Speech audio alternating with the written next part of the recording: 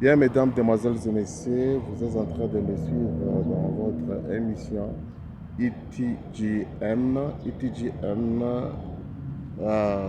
signifie tout simplement End Time Jesus News sur votre très chère chaîne préférée IDM.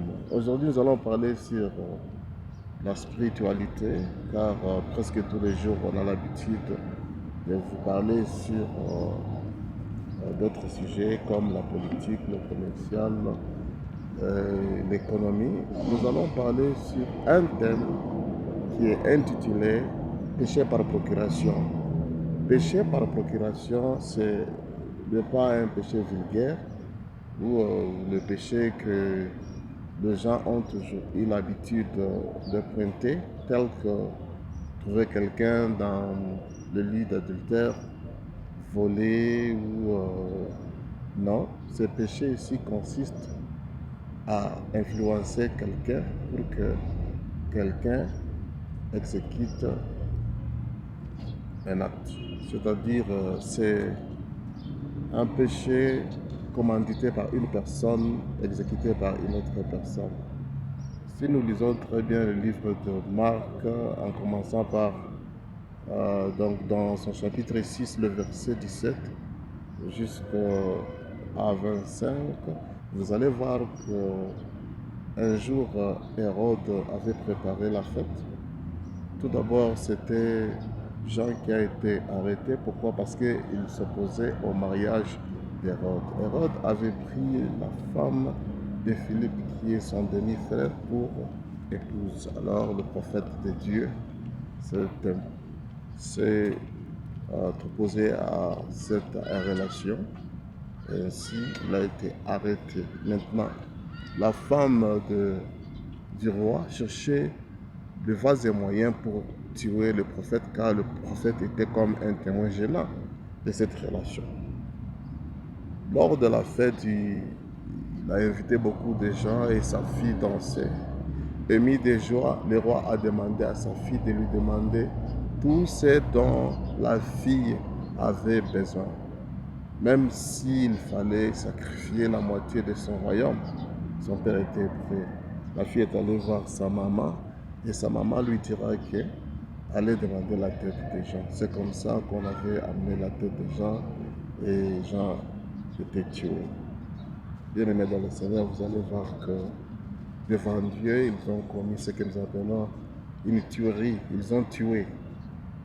Tuer, ce n'est pas seulement quand vous avez un objet. Tuer, ce n'est pas seulement quand peut-être vous avez utilisé le poison. Non. Si vous avez donné un conseil à quelqu'un et cette personne va et exécuter, vous avez tué. C'est-à-dire Hérodiade, qui était la femme d'Hérode, a tué, tout comme la fille qui avait transmis le message à son père a tué, tout comme Hérode qui a donné l'ordre pour qu'on puisse abattre le prophète a tué. C'est ça le péché par procuration, car ils ont commandité. Mais ceux-là qui ont exécuté, ce sont des soldats. Toi qui es en train de conseiller à ton ami d'aller avorter, en droit, on appelle avortement, donc le français de l'avortement, je crois on appelle, c'est l'interruption volontaire de grossesse. Voilà. Devant Dieu, c'est un être. Toi, médecin qui reçois de l'argent auprès des gens pour le faire avorter sans aucune raison médicale, Dieu est en train de commettre un meurtre. Le sang de cet enfant sera sur toi.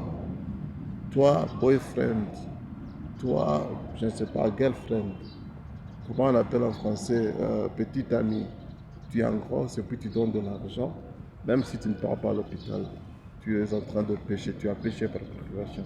Très souvent, Dieu nous amène les faibles pour que nous puissions les encourager. Si quelqu'un a des problèmes, vous devez savoir que si vous êtes né de nouveau, prenez les conseils de la Bible, amenez quelqu'un à l'église, c'est une façon aussi de sauver cet âme. Peut-être c'était la voie sur laquelle Dieu voulait à ce que cette âme soit rachetée. Disons, nous ne pouvons pas seulement dire que celui-là a péché parce qu'il est sorcier, parce qu'il a tué. Non. Vous pouvez aussi pécher en conscience ou en donnant un ordre avec une mauvaise intention. Par exemple, il y a des hommes politiques qui ont l'habitude d'influencer les gens de leur tribu contre l'autre tribu. S'il y a du sang, s'il y a des tueries, tous ces sang seront sur votre tête. Pourquoi? Parce que tu as commandé. Bien-aimés dans le Seigneur, nous devons demander pardon si nous avions déjà fait ça dans le passé. Parfois, les histoires ne marchent pas, nos affaires ne marchent pas, parce que nous avions conseillé, quelqu'un a quitté sa famille, quelqu'un a abandonné son mari ou a divorcé. Et nous espérons avoir un mariage paisible. Non.